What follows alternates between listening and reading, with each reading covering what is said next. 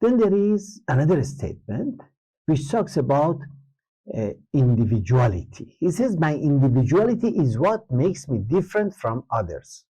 Now, please remember that individuality and individualism are different. You know, individuality refers to all the characteristics that make a person unique.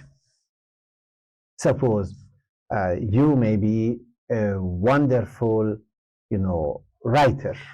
You write poetry, for example. You may be a very good cook, or whatever other characteristics that compose you. They are your individual taste, your likes, your dislikes. These are your individuality. That makes a person unique. Individualism is something different. That is a set of beliefs, ideas, practices, and assumptions that emphasize the liberty and autonomy of individuals. So there are two different concepts. Yes. So the statement, the fourth statement says that my individuality is what makes me different from others. Okay, so far so good, of course. Why should I be forced to be like others? Why should I let go of my own taste, my hopes, and my own lifestyle? Who has told you to do that? I don't know, but that's a statement what says. And then he says, what I hear from the people who talk of unity means sameness to me. And I cannot accept that. So discuss with your learning partner, does unity mean sameness? Does unity mean giving up your individuality? And in fact, the next statement number 5, is related to this, which says unity does not mean uniformity. All right? So it says it does not mean that your individuality should be given up. No. So it's very interesting. You look at, both of them related to each other. It says, what is the beauty and harmony in constantly repeating a single note of music? Is it beautiful? Of course not. So it talks about how diversity makes beauty, makes, unity, not uniformity. Then there is a sixth statement, which says that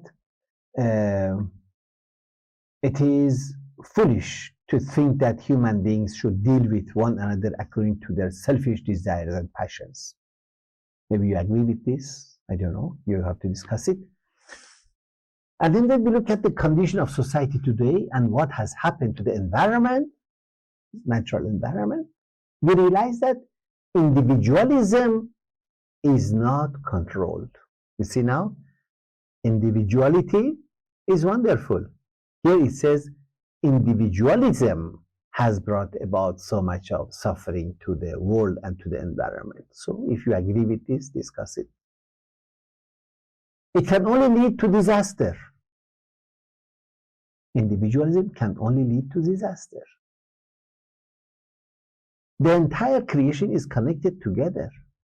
It talks about interdependence and not competition is the rule that governs creation. So when we look at the creation, it says we don't see competition, we see interdependence.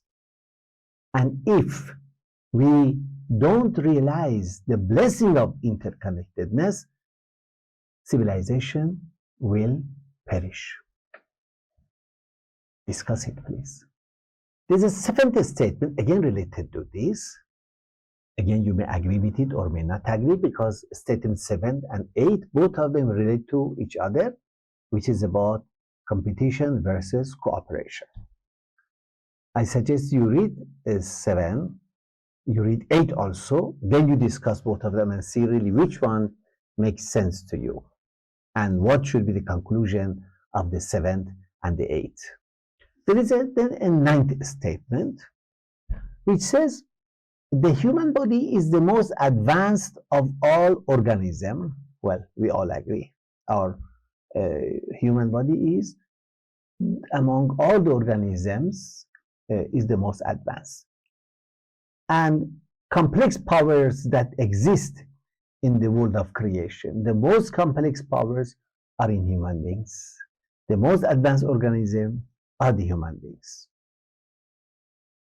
It's very interesting, really, how a human body has been created so perfectly in many ways. Then the statement says, why should the human society also not follow the same laws that make individuals' existence possible? Human history has many examples of conflict between those in favor of competition and those in favor of equality. But none of these two exist in the human body. Neither in the human body you see competition, nor you see equality. We are not there. All the tissues and organs of the body carry out different functions, but no one can say that they are competing with each other. That suppose a hand compete with the eyes. When you want to see, does the hand come and close your eyes? Of course, it doesn't happen. When the brain says walk, does your leg walk or does the leg stop? So of course, because they are not competing with each other. All these organs and tissues are such that if one part of the body pains, it is felt by the rest of the body. Our nervous system is the most beautiful system which has spread all over the body. There's not a single spot on our hands, on our legs, on our shoulders, on our body that there is no nerve ending there. Any part which is hurt a little bit, the whole body feels it. So the whole skin is actually are the messengers who pass, transmitters who pass the messages to the brain.